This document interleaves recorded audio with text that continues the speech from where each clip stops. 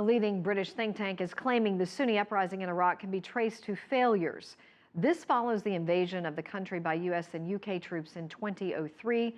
Chatham House blames a failure to rebuild Iraq after military invasion and the hanging of its strongman leader Saddam Hussein. Richard Bestic reports from London.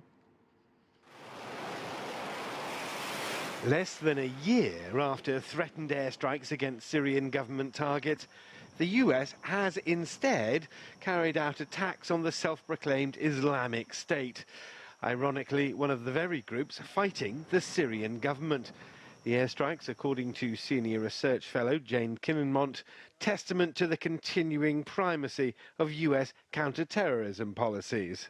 Today, the US seems to have more limited ambitions, and its main focuses there are on counter-terrorism and on energy security.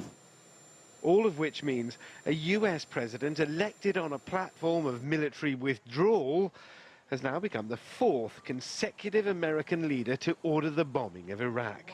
My worry is that the sight of yet another set of US airstrikes on Iraq will exacerbate the country's problem and contribute to the sense among some of the population that their government isn't really a sovereign national government. Certainly IS will try to exploit these airstrikes. The rise of the Islamic State, said Kinninmont, is a symptom of the failure to rebuild Iraq in the wake of the US and UK invasion 11 years ago. In the past, Al-Qaeda type groups were often rejected because they tried to impose strict Islamic law. But it's a sign of desperation, I think, that for some Sunnis they've thought this force might seem like the lesser of two evils.